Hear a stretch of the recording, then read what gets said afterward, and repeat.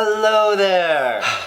Hi. Today I was looking at my bookshelf and all my books are like out of order now because I arranged them by colors of the rainbow, which is crazy. And it just made me think of all of the sections I used to have on my bookshelf. Like I had my YA fantasy and I had my like contemporary fiction and I had my memoirs.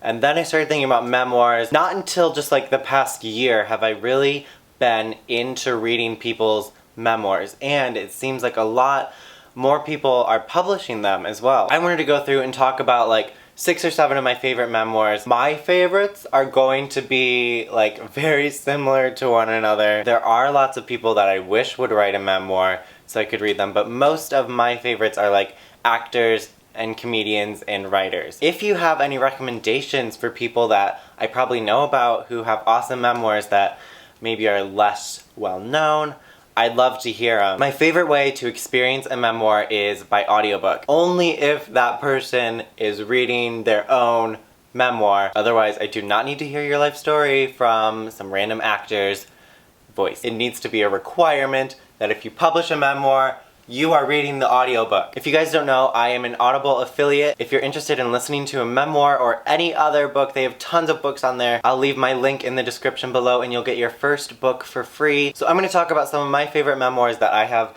read or listened to. Let's get started. The first memoir I want to show you is by Neil Patrick Harris, and this one's kind of weird. It's called Choose Your Own Autobiography. So this is like a classic choose your own book where you get to the end of one chapter and it'll say, for example, on this one, if you would like to pursue this cunningly teased opportunity, turn to page 159. If you would like to take part in another life-changing magic trick, turn to page 162.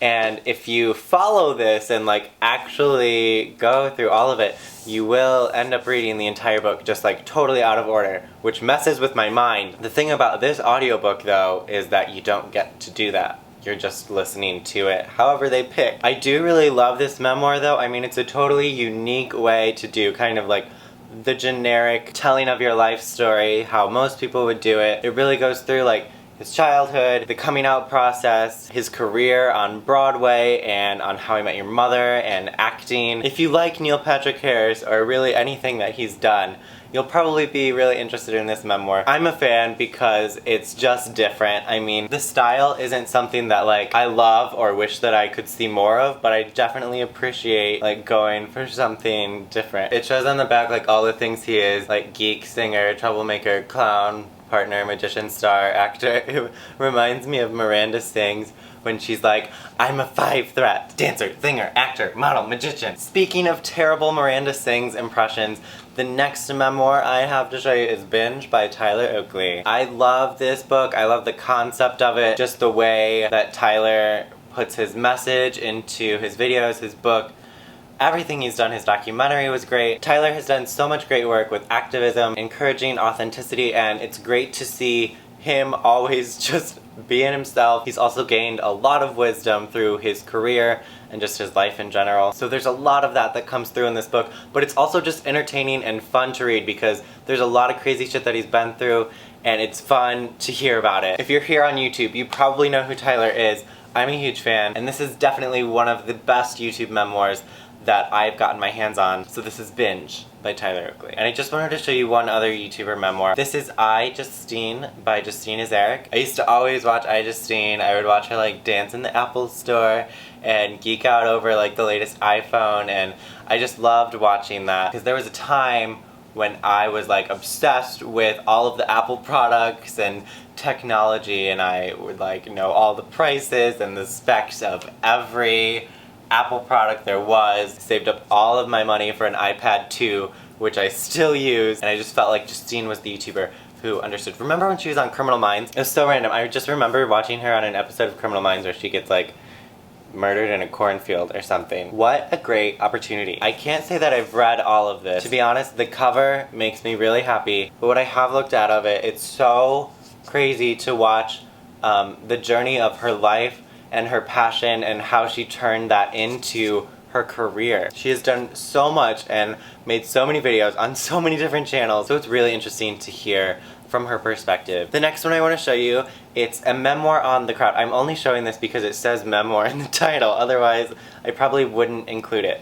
but this is Stephen King's On Writing. I would say that if you're a writer, you definitely need to read this book. But actually, I would go as far as to say that if you are just someone who wants to pursue a creative career, you should read On Writing by Stephen King. It is part memoir because it does talk about his life and his journey creatively and with his career, but it's also like a masterclass on what he does. I don't think you need to have read any of his books really to appreciate what he has to offer in On Writing. Many people don't even know about this book, but yes.